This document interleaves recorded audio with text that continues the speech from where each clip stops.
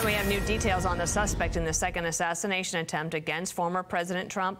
The sheriff who pulled him over is speaking out, describing him as oddly ambivalent.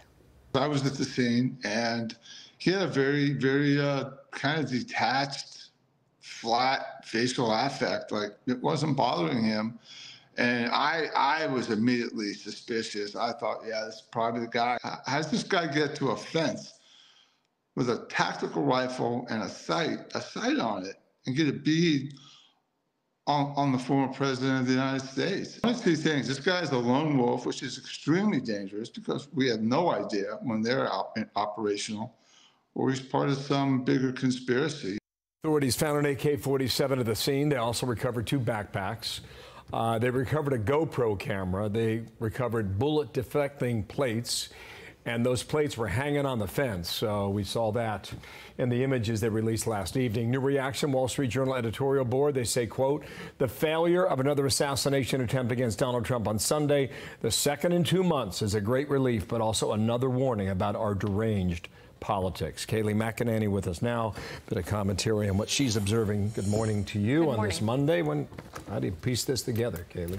Yeah, look, you know, when I see that Wall Street Journal piece, I think people on both sides of the aisle need to stop back and reflect before they send out any sort of message on social media. Does this add to the politically caustic time we're in, or detract from it before sending out a message on either side? I only hold the shooter responsible for his actions. That being said, the 2 assassination attempts have come against former President Trump, both of them. Really unprecedented to see this. And then in the immediate aftermath, you have someone like Rachel Vindman, whose husband was the Trump impeachment witness for the first one. She comes out and says, no ears were harmed. Carry on with your Sunday afternoon. You've lost touch with humanity.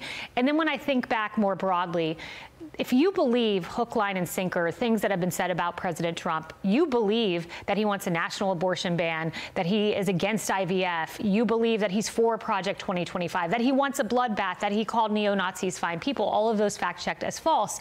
But then you see Hakeem Jeffries, 2 hours after this incident, tweet out, extreme MAGA Republicans are the party of a national abortion ban in Trump's Project 2025. He then puts out a statement condemning this. But then this morning is right back to Project 2025 language. We all need to look at our rhetoric on both sides, not perpetuate mistruths, because we are in a very dangerous time. We are. Let's talk a little bit of politics then. The ABC News poll that came out yesterday showed a little bit of an upswing for Harris at 52-46. And then asking who won the debate, ABC News poll 58-36 as well on that front. But President Trump still up in the swing states, or at least within the margin of error. And in talking to undecided voters who will decide the election, they thought that Trump won, or at least they did on the economy, and that's their most important issue. So what should we make of all this? You know, I think back to these personal anecdotes that are outlined in the New York Times of voters, and one such came from a woman named Judith. She was about a mile outside of the Harris event in Pennsylvania on Friday, and she said, I thought Harris did a wonderful job in the debate, but I need to know more about where she stands economically. This is a woman who works for the school bus system, makes $7.25 an hour. Her rent went from $675 to $1,000, and she finds herself supporting President Trump because of the economy. When you have a universe in that ABC poll of 3% persuadable likely voters, only 3%, on the margins, things matter. The economy is in Trump's column, and you have to wonder, when is the game changer moment for Kamala Harris coming? The polls are razor thin. She had her biggest audience at the DNC Night 4, her biggest audience in the debate, 67 million people.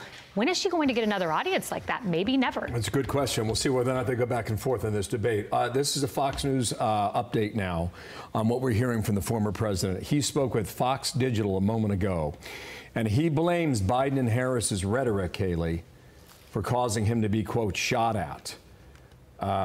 He went on to say, let me get the quote here, guys.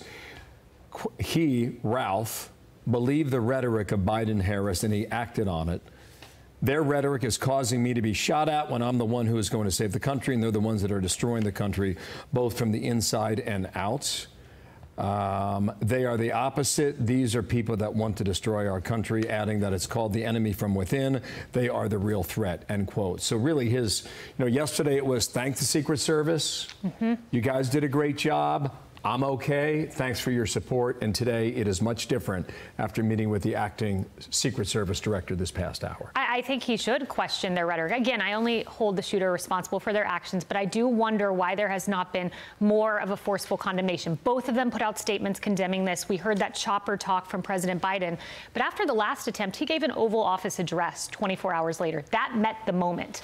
Why is he not doing that now? Kamala Harris did not mention this in the DNC, did not mention the assassination attempt in the debate.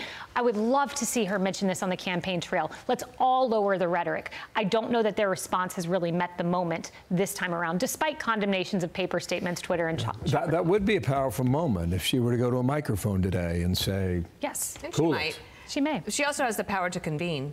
And I said this the last time, you can ask for the Secret Service to come and give you a personal briefing. Yes. About what happened. I mean, Director Rowe went directly to Mar-a-Lago. She could ask for the same thing. I'm sure she's probably worried about her own family as well. But Donald Trump making his point in that post today. So we'll keep an eye on it. And thanks for being here. Thank you. Good to have you.